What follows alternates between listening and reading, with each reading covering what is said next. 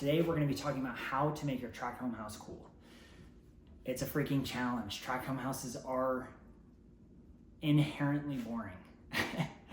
But I know these 3 principles are going to give you a guiding light on how to make all improvement decisions on your house. Things that will build intrinsic value and coolness into your house. So buckle up, let's get started. What does it mean to have something that is cool? And I'm not talking about temperature, I'm talking about when you look at a piece of architecture and you're like, wow, that is just really cool. For a piece of architecture to be cool, it needs to be cool independent of decorations. Or else your decorations and furniture and things like that are what makes it cool. And the goal is to be able to take your house and turn it into something that is inherently cool, whether or not you have decorated it. A big part of this series for me is to demonstrate that you can take something that is typically considered very bland, which is a tract home, the most bland copy and paste home you can possibly take, and infuse architectural elements into it that make it into something inherently cool.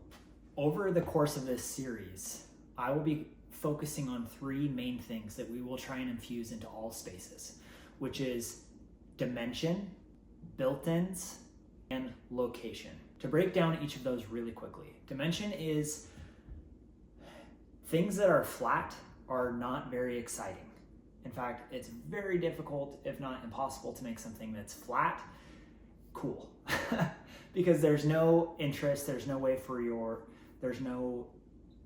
ability for your eye to see variation. It makes it difficult to draw attention. One of the greatest challenges when approaching a tract home is the overall flatness, especially when we're talking about making improvements to the exterior or the backyard.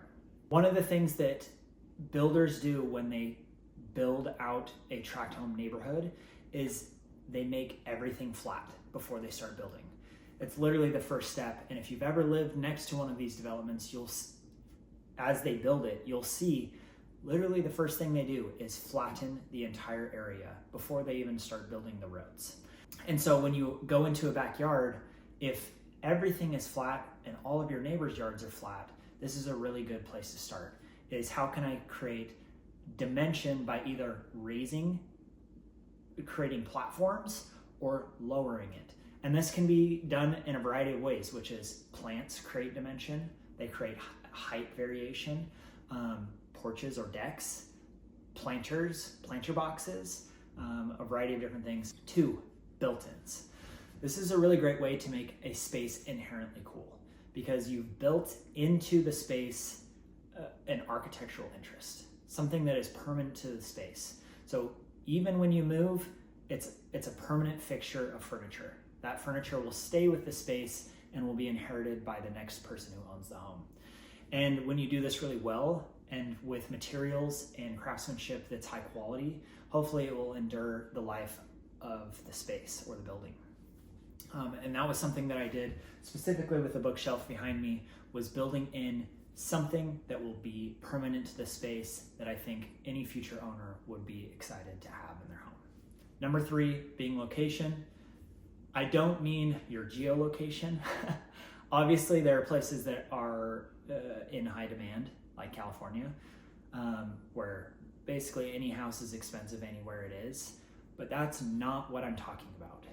Your geolocation, which is where you're located in the world, does not inherently make your house cool. I personally believe that no matter where you are in the world, there's always something unique about your location. This one is particularly hard. It's the hardest element to incorporate into a tract home because the nature of a tract home. If you're unaware, the way that tract homes work is a builder buys a lot of land, and usually the lot is, let's just say it's a 10-acre lot. They take the 10 acres and then they subdivide the land into plots. For instance, in our neighborhood, the majority of the plots are in between 0.35 acres and 0.5 acres. Those are actually big lots for the average American tract home. And then the builder typically buys a set of plans from an architect to build homes on these plots. So let's say that the builder approaches architect and says, we want, I would say 10 would be a big neighborhood. We want 10 variations of homes that all have similar floor plans but are slightly different. And we're going to take those homes, and every other lot, we're going to switch build plans. So we build this house, we build plan 1, plan 2, plan 3. And then we start over, build plan 1, plan 2, plan 3. So every third home is literally the exact same.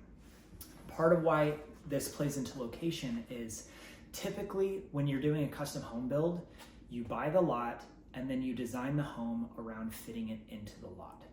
At least this is how the best architects approach it, is they say, how can we build this house into this location to where it's going to take advantage of the best parts of this lot?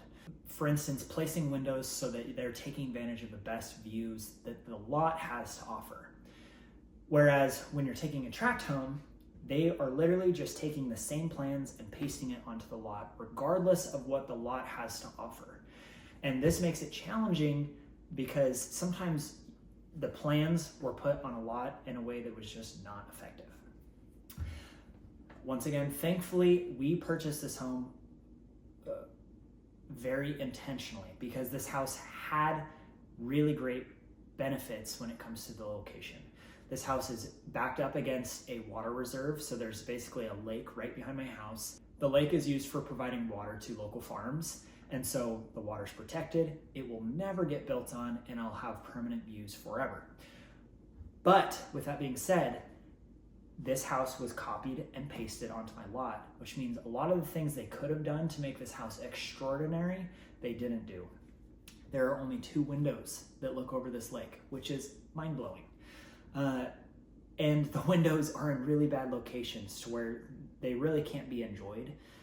And the window types are not advantageous for looking at the beautiful views. Once again, dimensions, built-ins, and location. This is just the first video where I wanted to explain the 3 main concepts for making your tract home house cool. Be sure to subscribe because I'm just getting started, and future videos will be sketching out things that I will be doing in my tract home specifically to make my house cool, incorporating these 3 concepts specifically, where we'll talk about incorporating dimension, built-ins, and using the location. Each time I do a project, I'll be focusing on one of these things. So if you are interested in making your tract home house cool, frankly, any house, these are really solid principles. These are what make custom homes cool, is they take advantage of these principles. Be sure to subscribe to my channel, like this video, so that you get more content like this. In my next video, we'll be talking about my backyard specifically and some of the things that we'll be doing in our very boring Arizona backyard. So don't miss that. We'll catch you guys later.